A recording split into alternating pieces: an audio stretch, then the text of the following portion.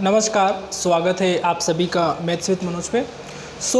Last class में हमने exercise 3.1 को कंप्लीट किया था और आज हमें एक्सरसाइज 3.2 के बेसिक कंसेप्ट को स्टार्ट करना है। ओके, बहुत अच्छे कंसेप्ट हैं और आपको यहाँ से बहुत कुछ सीखने को मिलेगा। ओके, तो ध्यान से ऑब्जर्व करते जाएंगे और चीज़ों को ग्रेव करते जाएंगे। ओके, अच्छे से सीखेंगे। देखें, जो हमारा जो टॉपिक है यहाँ पे वो है ट्रिग्नोमेट्रिक फंक्शन। एक्सरसाइज 3.1 हमारी कंप्लीट हो चुकी है। ओके, अब हमें 3.2 के बेसिक्स को स्टार्ट करना है और जो हमारा टॉपिक है वो है ट्रिग्नोमेट्रिक फंक्शंस।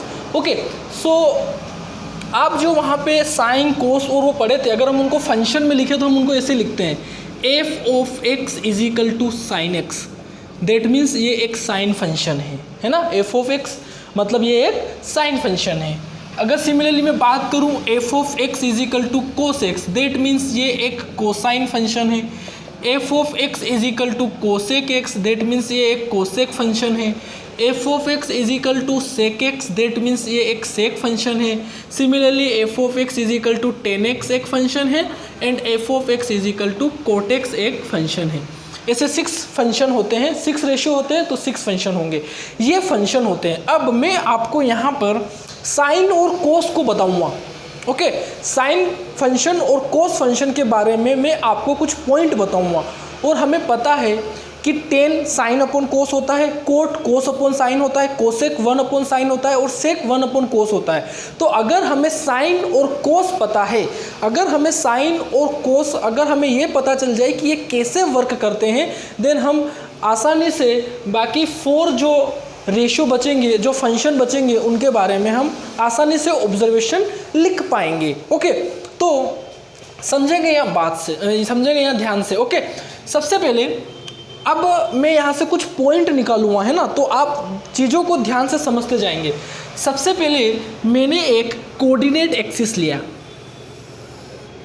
क्या लिया? सबसे पहले मैंने कोऑर्डिनेट एक्सिस एक्स एक्सिस और वाई एक्सिस लिया। ये एक्स है तो negative x axis x dash होगा, ये वाई है तो negative y axis y dash होगा। ये मैंने कोऑर्डिनेट एक्सिस बना दिए। इस कोऑर्डिनेट एक्सिस पे एक यूनिट सर्कल में बनाता हूँ। यूनिट सर्कल का मतलब उस सर्कल की रेडियस कितनी होगी? 1 यूनिट। तो इस कोऑर्डिनेट एक्सिस पे मैं एक यूनिट सर्कल बनाता हूँ। ठीक है, ये मैंने एक यूनिट सर्कल बनाया है ना, ये एक सर्कल है, आप इसको ध्यान रखें। ठीक है, तो मैंने ये एक यूनिट सर्कल बनाया जिसका ओरिजिन O है। ओरिजिन के जो कोऑर्डिनेट होते हैं वो क्या होते हैं? 0,0, तो जिसका ओरिजिन O है। ओके, अब इस सर्कल पर एक पॉइंट P है। इस सर्कल पर एक पॉइंट P है। ओके, और मैंने कहा, क्या बोला आपसे कि ये जो सर्कल है यूनिट सर्कल है, मतलब इसकी रेडियस कितनी है? 1 यूनिट। और मैंने आपको ये बताया था कि जब किसी सर्कल के, है ना, एक्सरसाइज 3.1 के सॉल्यूशन में बताया था कि जब किसी सर्कल के सेंटर से उस सर्कल पर एक लाइन खींची जाती है तो वो लाइन रेडियस को दिखाती है। जब किसी सर्कल के सेंटर से सर्कल पर एक लाइन खींची जाती है तो वो रेडियस को दिखाती है। और अभी इस सर्कल की रेडियस कितनी है? 1 यूनिट। ठीक है, 1 यूनिट है। अब मेरी बात सुनना, ये जो लाइन OP है ये पॉजिटिव एक्स एक्सिस के साथ, ये line OP positive x axis के साथ एंटी क्लॉकवाइज डायरेक्शन में थीटा एंगल बनाती है ना। मैंने क्या बोला कि ये जो लाइन OP है ये पॉजिटिव एक्स एक्सिस के साथ एंटी क्लॉकवाइज डायरेक्शन, मतलब एंगल प्लस होगा, एंटी क्लॉकवाइज डायरेक्शन में थीटा एंगल बनाती है। तो जब ये लाइन पॉजिटिव एक्स एक्सिस के साथ एंटी क्लॉकवाइज डायरेक्शन में थीटा एंगल बनाएगी तो इस पॉइंट P के जो कोऑर्डिनेट होंगे वो cos theta coma sine theta होंगे। ये आप फिजिक्स में बहुत अच्छे से पढ़ते हैं। ओके, तो इसके जो कोऑर्डिनेट होंगे वो cos theta coma sine theta होंगे। इसका फिजिक्स में आप बहुत यूज़ करते हैं। ओके, ठीक है, तो इसके coordinate cos theta coma sine theta होंगे। अच्छा, मैं आपको समझाता हूँ। इधर देखो, आप इस पॉइंट P से एक्स एक्सिस पर एक वर्टिकल लाइन खींचे और ये वर्टिकल लाइन एक्स एक्सिस को जहाँ पर टच कर रही है उस पॉइंट को M नाम दे। अच्छा, ये P है तो इसको आप Q नाम दे दें। Okay, PQ। ओके, तो ये जो OQ जो लेंथ होगी ये होगी cos थीटा, और जो PQ जो लेंथ होगी वो होगी sin थीटा।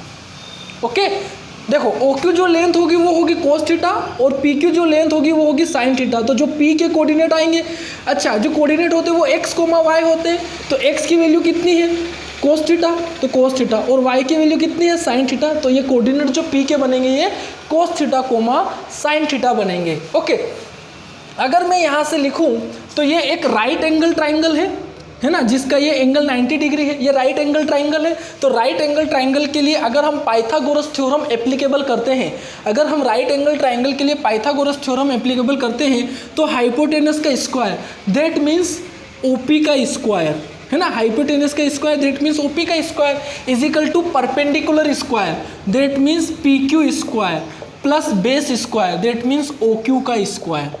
ओके, तो हाइपोटेनस की वैल्यू कितनी है 1 that means 1 square is equal to P Q square that means sine square theta plus O Q square that means cos square theta. तो 1 स्क्वायर कितना होगा 1, यहाँ पे आ जाएगा sine square theta plus cos square theta.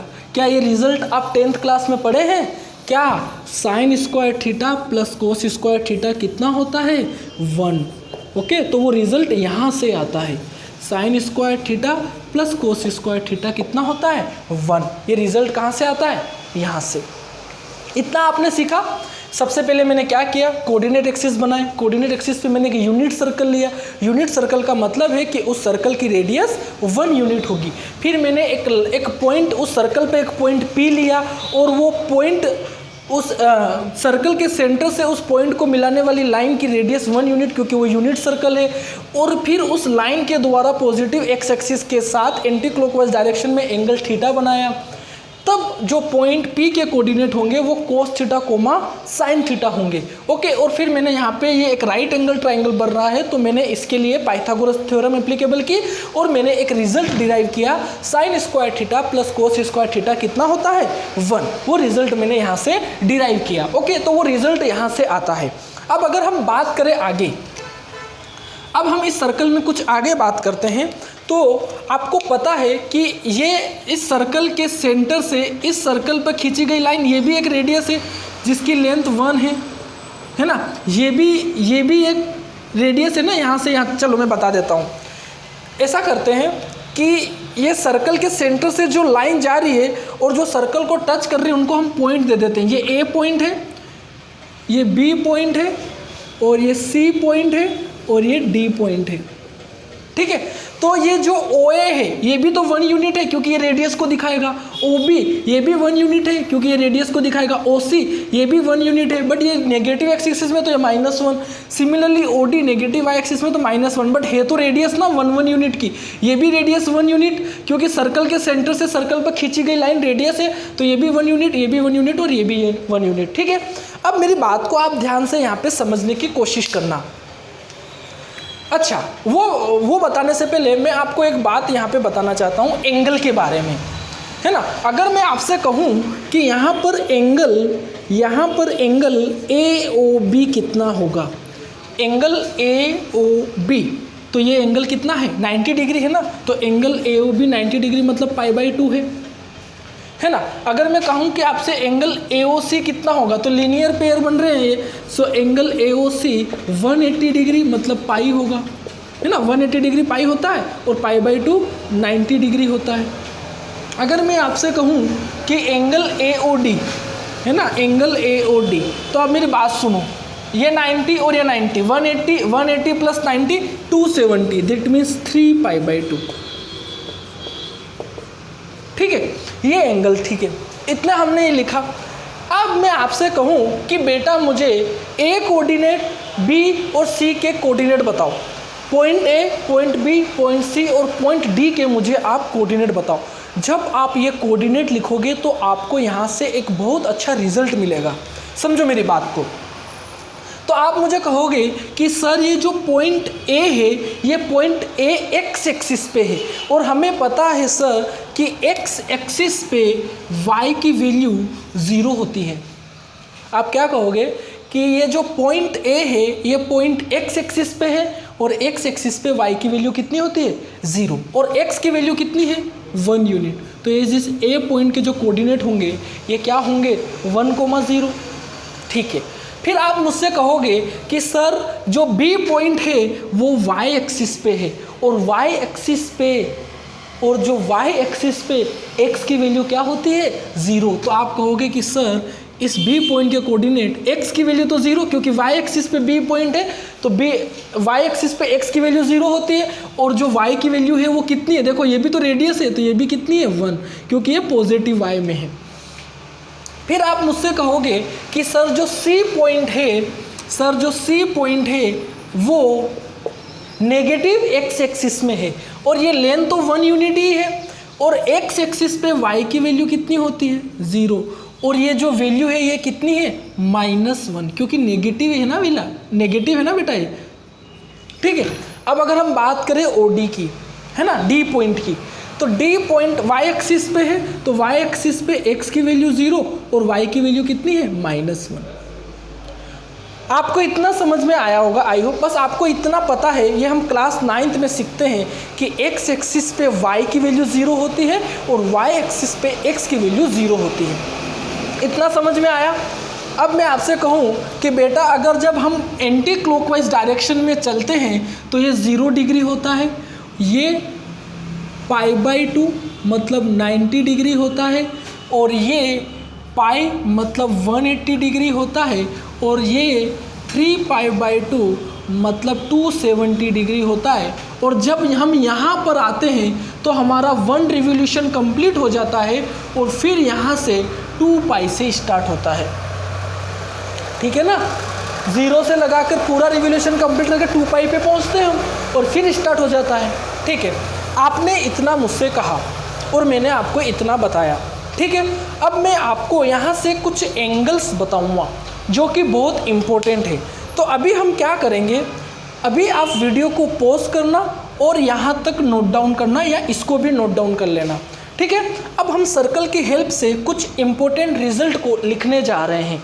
Okay, तो आप इतना सा नोट डाउन वीडियो को पॉज करके करना। ओके, मैं इनको अभी रफ कर देता हूँ। ठीक है, ओके, बहुत अच्छी बात है। अब हम बात करते हैं, समझेंगे मेरी बात को, है ना, ध्यान से समझेंगे। अगर मैं आपसे कहूँ कि बेटा अगर ये पॉइंट, मैंने क्या कहा था कि ये पॉइंट सर्कल पर है, तो अगर मान लो कि ये पॉइंट P यहाँ ना होके यहाँ पे आ जाते, अगर ये पॉइंट P यहाँ, क्योंकि ये पॉइंट P सर्कल पर कहीं भी हो सकता है, तो अब हमें कुछ रिजल्ट डिराइव करना है, इसलिए बात को समझना। अगर ये पॉइंट P यहाँ ना होके यहाँ आ जाता तो यहाँ पर अगर यहाँ आ जाता, देखो अभी ये जो थीटा था ये मैंने कुछ लिया था, बट क्योंकि यहाँ पे भी थीटा हमें पता नहीं है कि यहाँ पे एक्चुअल में थीटा कितना है, बट अगर हम ये पॉइंट P यहाँ आ जाता तो हमें पता है कि थीटा कितना है 0 है ना, थीटा कितना है 0 है।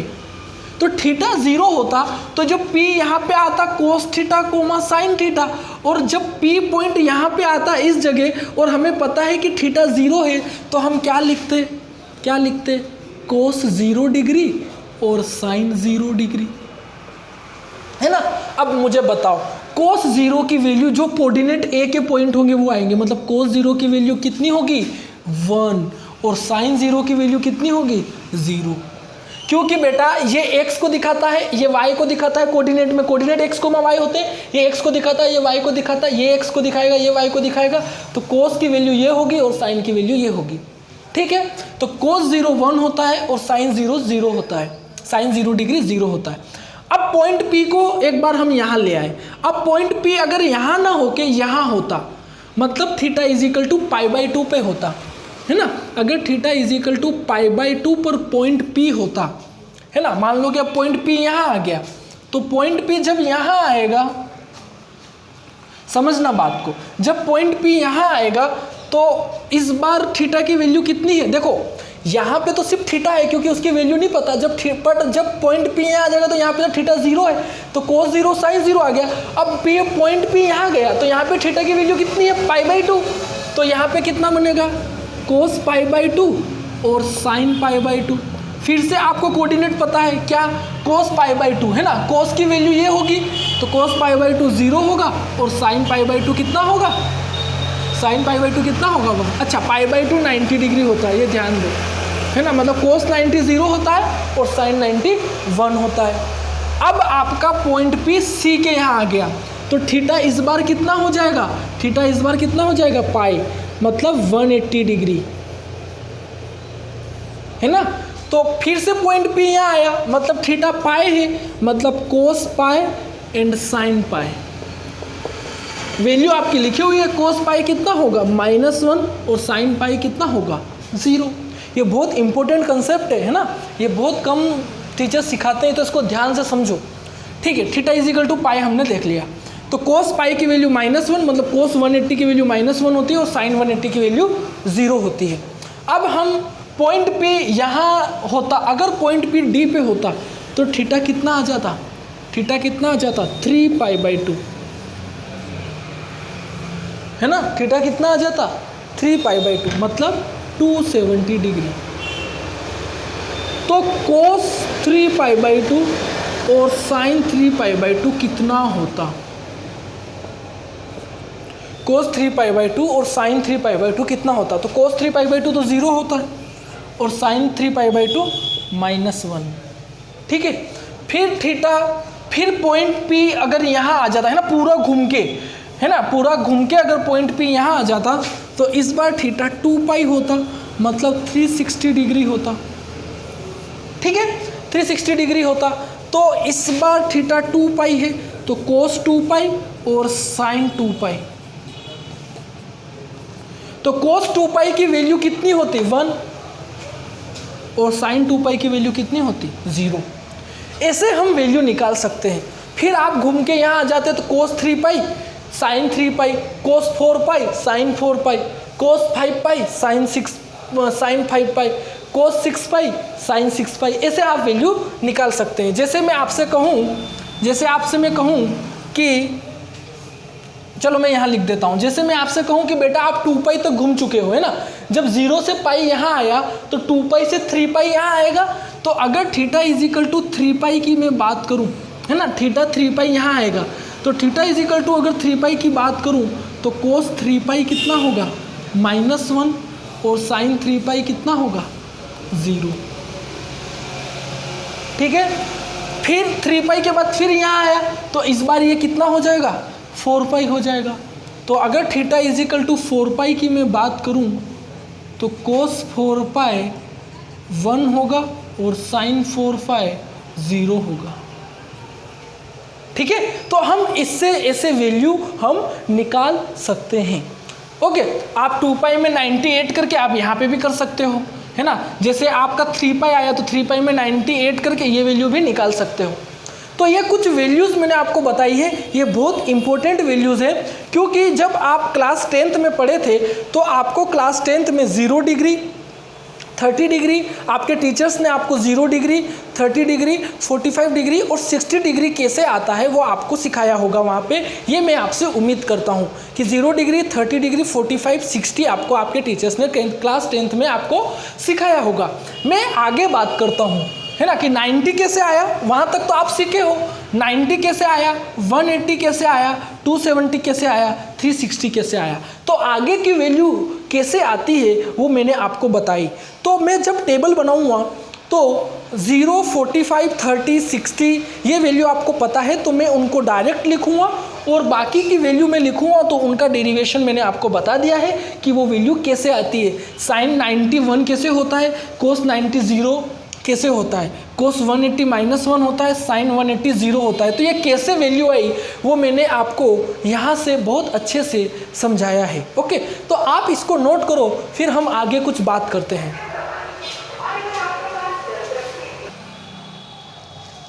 ओके, तो आपने इतना नोट किया होगा, मैं इसको यहाँ से रफ करता हूँ और आपको कुछ और ऑब्जर्वेशन बताता हूँ जो आपको लिखना है। मैंने जब आपसे क्लास स्टार्ट करी थी तब मैंने आपको कुछ बोला था, तो आप पूछोगे कि सर आपने क्या बोला था, हम भूल चुके हैं। तो मैं कहूँगा कि बेटा मैं आपको फिर से बताता हूँ कि मैंने आपको क्या बोला था। मैंने आपको ये बोला था कि बेटा मैं आपको सिर्फ साइन और कोस के बारे में बताऊँगा। ओके, ध्यान इधर रखो, ठीक है, कि मैं आपको सिर्फ साइन और कोस के बारे में ऑब्जर्वेशन बताऊंगा, बाकी सब अपने आप आएगा, है ना।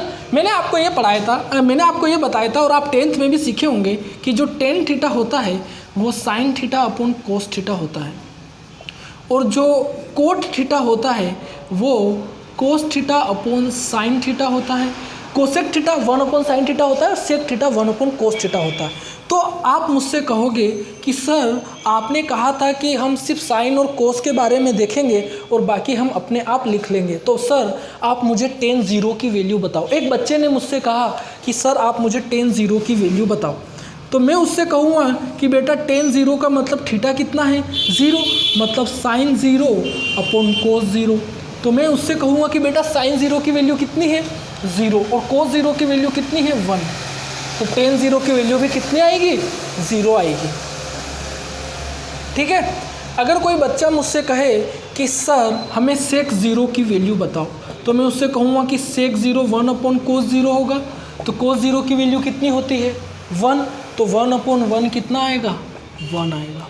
कोई बच्चा मुझसे कहेगा कि सर हमें कोसेक 90 की वैल्यू बताओ, तो मैं उससे कहूँगा कि बेटा कोसेक 90 के क्या होता है, 1 अपॉन साइन 90 होगा, क्योंकि cosec theta 1 upon sine theta होगा, तो कोसेक 90 1 अपॉन साइन 90 होगा, और साइन 90 की वैल्यू कितनी होती है, 1 अपॉन 1, डेट मीन्स 1। तो आप इस टाइप से कोई भी वैल्यू निकाल सकते हैं। अगर आपसे वो पूछा जाए कि बेटा कोट 90 कितना होगा, तो आप कहोगे कि sir cot cos upon sine होता है, तो कोस 90 कितना है, कोस 90 0 है, तो 0 अपॉन 1 कितना होता है बेटा, 0। किस 0 में किसी भी संख्या का डिवाइड करो 0 ही मिलेगा। ठीक है, तो आप इससे वैल्यू निकाल सकते हैं, है ना। अगर आपको साइन और कोस की वैल्यू है, देन आप कोई भी बाकी जो 4 रेशियो बचे हुए हैं उनकी कोई भी वैल्यू आप उनकी निकाल सकते हैं। ये मैंने आपको यहाँ से भी बता दिया। आप कोई भी वैल्यू बोलोगे मैं आपको निकाल के यहाँ से बता सकता हूँ, जो ऑब्जर्वेशन मैंने यहाँ पे लिखे हुए हैं। अब मुझे कुछ ऑब्जर्वेशन लिखने हैं, उसके लिए मुझे कुछ स्पेस की ज़रूरत है ना। तो आप इतना और नोट करो, फिर उसके बाद हम आगे बात करते हैं।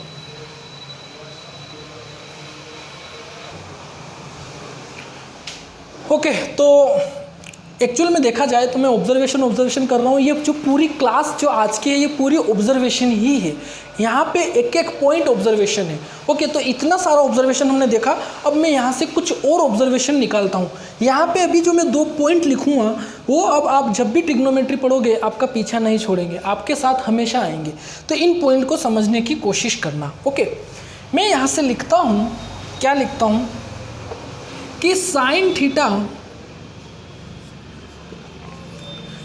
थीटा इक्वल टू 0, है ना। साइन थीटा इक्वल टू 0 मतलब साइन थीटा 0 कब कब होगा, इफ़। अब हम यहाँ से जनरल बात करेंगे कि थीटा क्या क्या हो जब उसकी वैल्यू 0 आए। तो या एक तो थीटा 0 हो, है ना, तब साइन 0 0 आता है, तो एक तो थीटा 0 होगा, है ना। π/2 पे 0 आ रहा है क्या, नहीं। फिर किस पे आ रहा है, पाई पे, तो फिर पाई पे 0 होगा। फिर किस पे आ रहा है, पाई के बाद फिर किस पे आ रहा है, 2π, है ना, तो फिर 2π पे 0 होगा। फिर मैंने आपको अभी यहाँ 3π के लिए सोल्व करके बताया था, तो 3π पे 0 होगा। फिर 4π पे 0 होगा। तो वो ऐसे चलता जाएगा, है ना, ऐसे चलता जाएगा। अगर मैं बात करूँ कि कोस थीटा कब 0 होगा, इफ़ थीटा, तो क्या थीटा इजिकल टू 0 पे कोस थीटा 0 है क्या, नहीं है, नहीं है। ओके, तो क्या कोस 90 पे 0 है क्या, यस। तो π/2 पे 0 होगा, है ना, π/2 पे 0 होगा। फिर पाई पे 0 है क्या, नहीं। 3π/2 पे 0 होगा। फिर 2π पे नहीं, फिर 5π/2 पे 0 होगा। फिर 7π/2 पे 0 होगा। तो ये ऐसे 0 होगा। तो मैं यहाँ से ये बोल सकता हूँ, कि बेटा जो साइन थीटा 0 होता है वो थीटा जो होता है वो, है ना, जो थीटा होता है वो इंटीग्रल पॉइंट मतलब इंटीजर वैल्यू, है ना, पाई की इंटीजर वैल्यू के लिए क्या होगा, 0 होगा। और जो कोस थीटा 0 होता है वो ओड मल्टीपल ऑफ π/2 पे 0 होता है। देखो ना, ओड मल्टीपल ऑफ π/2 है, pi by 2, 3 pi by 2, 5 pi by 2, 7 pi by 2। तो odd multiple of pi by 2 पर कोस थीटा 0 होता है, ओके, और पाई के मल्टीपल पर साइन थीटा 0 होता है, ओके। तो मैं यहाँ लिख सकता हूँ कि integral multiple of pi, integral multiple of pi, है ना, इंटीग्रल मल्टीपल ऑफ पाई के लिए साइन थीटा 0 होता है, और odd multiple of pi by 2 या integral odd multiple of pi by 2, integral odd multiple of pi by 2। और इंटीग्रल पॉइंट का मतलब होता है कि इंटीजर वैल्यू, है ना, इंटीग्रल मल्टीपल मतलब इंटीजर वैल्यू। तो आप कहोगे कि सर 0 आपने इंटीजर में लिख लिया, पॉजिटिव वैल्यू ले, तो आप मुझसे कहोगे कि सर इंटीजर में तो नेगेटिव वैल्यू भी आती है। तो मैं आपसे कहूँगा कि यस बेटा, आप एक बार अब मेरी बात को ध्यान से सुनना, मैं नेगेटिव के लिए बात करता हूँ। मैं आपसे कहूँगा कि बेटा आप एक बार नेगेटिव डायरेक्शन में चलो। तो जब आप इधर चलोगे तो यहाँ पे थीटा क्या होगा, माइनस पाई बाई 2, इस एक्सिस पे यहाँ पे क्या होगा, माइनस पाई, है ना। मैं इन दो के लिए आपको यहाँ पे बता देता हूँ। तो अब मेरी बात को आप सुनना, मैं थोड़ा इधर रफ कर रहा हूँ, आप मेरी बात को सुनना। अगर थीटा माइनस पाई बाई 2 हुआ, है ना, पी पॉइंट यहाँ पे आया नेगेटिव डायरेक्शन में चल के, ये पी इधर से आया, इधर से नहीं आके इधर से आया, तो आप नेगेटिव डायरेक्शन में ये माइनस पाई बाई 2 होगा। तो कोस माइनस पाई बाई 2 और साइन माइनस पाई बाई 2, बताओ वैल्यू कितनी होगी। कोस माइनस पाई बाई 2 की वैल्यू तो फिर से 0 और साइन माइनस पाई बाई 2 की वैल्यू -1। और अगर मैं theta equal to minus pi की बात करूं तो कोस माइनस पाई और साइन माइनस पाई, तो कोस माइनस पाई की वैल्यू कितनी होगी, -1, और साइन माइनस पाई की वैल्यू कितनी होगी, 0।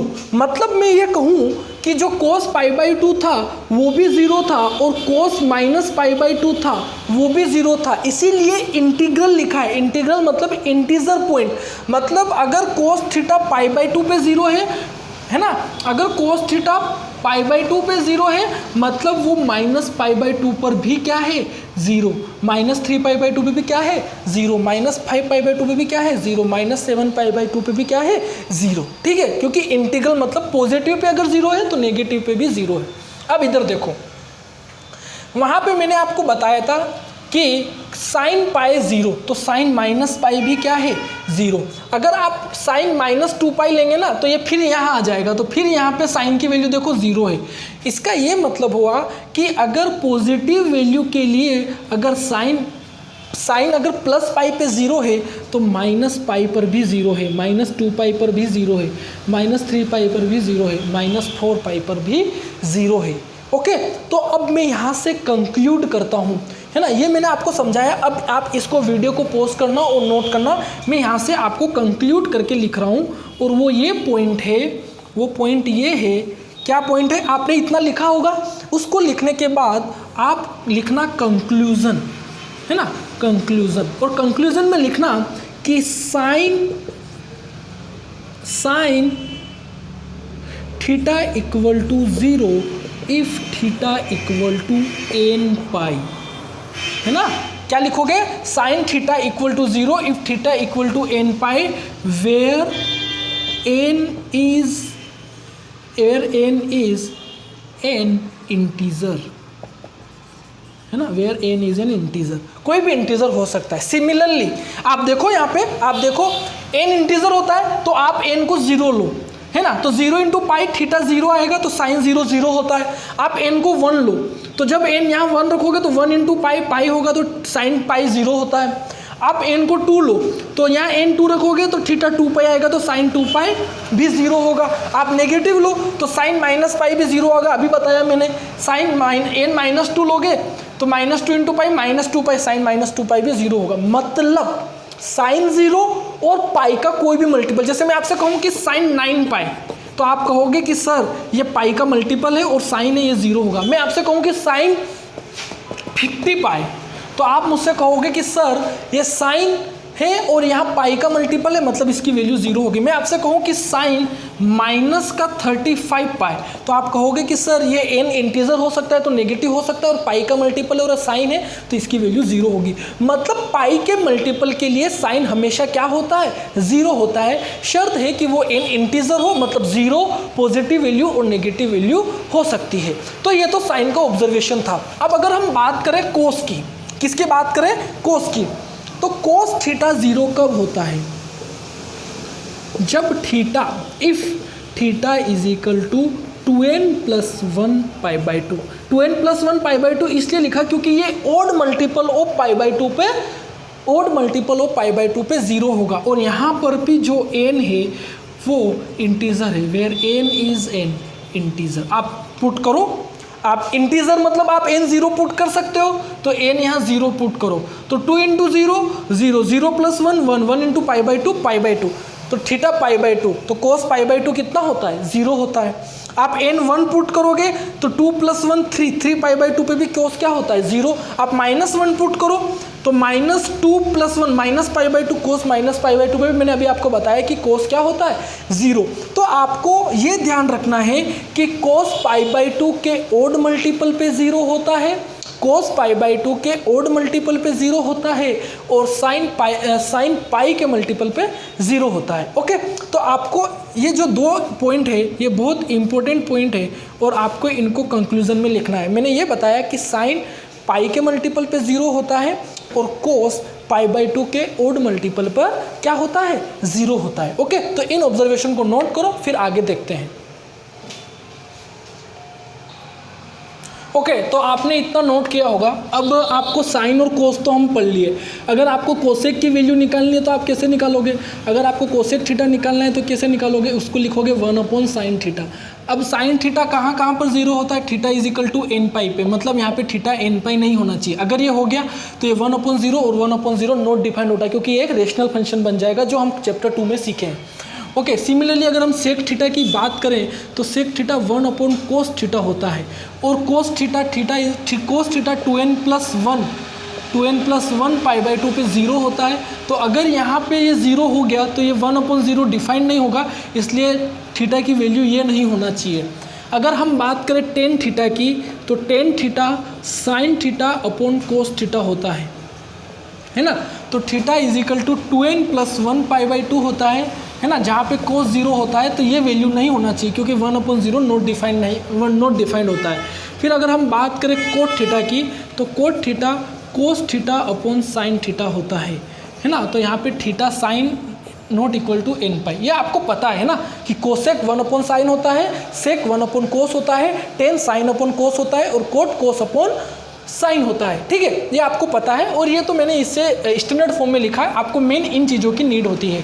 ओके, अब आप एक रिजल्ट, ये इसको नोट कर लेना है ना वीडियो को पॉज करके। अब आपको आप सोच रहे होंगे कि सर इसको क्यों नहीं मिटा रहे, क्योंकि ये मुझे बहुत अच्छा लग रहा है ना दिखने में, इसलिए मैं इसको नहीं मिटा रहा हूँ। ठीक है, तो अब आपको मैं एक रिज़ल्ट स्टार्टिंग में डिराइव किया था जब मैंने इस डायग्राम को बनाया था, और वो रिज़ल्ट था sine square theta plus cos square theta equals to 1। ये रिज़ल्ट मैंने आपको बताया था, है ना। अब इस रिज़ल्ट की हेल्प से 2 इम्पोर्टेंट रिज़ल्ट मैं आपको डिराइव करके बताता हूँ। आप इस रिज़ल्ट में, है ना, इक्वेशन 1 आप लिख सकते हो, इसमें आप डिवाइड करो, divide by cos square theta, है ना। इक्वेशन 1 में divide by cos square theta in equation 1। तो यहाँ पे क्या आ जाएगा, sine square theta upon cos square theta plus cos square theta upon cos square theta is equal to 1 upon cos square theta. तो ये तो यहाँ पे कट हो जाएगा। साइन अपॉन कोस क्या होता है, 10, तो 10 स्क्वायर थीटा प्लस 1, और यहाँ से आ जाएगा सेक स्क्वायर थीटा, है ना। तो अगर मैं उसको 10 स्क्वायर को उधर भेज दूँ तो ये आ जाएगा sec square theta minus 10 square theta equals to 1। ये भी क्या है, इम्पोर्टेंट रिजल्ट है, कभी कभी इसका भी यूज़ होता है। ठीक है, तो ये आ गया। है ना, ये रिजल्ट आ गया। ये बहुत इंपॉर्टेंट रिजल्ट है ना बेटा, ये 3 रिजल्ट बहुत इंपॉर्टेंट है। और वो sine theta is equal to 0, theta is equal to n pi, cos theta is equal to 0, theta is equal to 2n + 1 pi by 2, ये भी बहुत इंपॉर्टेंट है। ओके, तो एक रिजल्ट ये इंपॉर्टेंट बेटा, तो चलता क्यों नहीं है ना, एक तो ये है और ये रिजल्ट भी इंपॉर्टेंट है। अगर हम बात करें फिर से कि divide by sine square theta in equation 1, है ना, तो इक्वेशन 1 में अगर मैं साइन स्क्वायर थीटा से डिवाइड करूं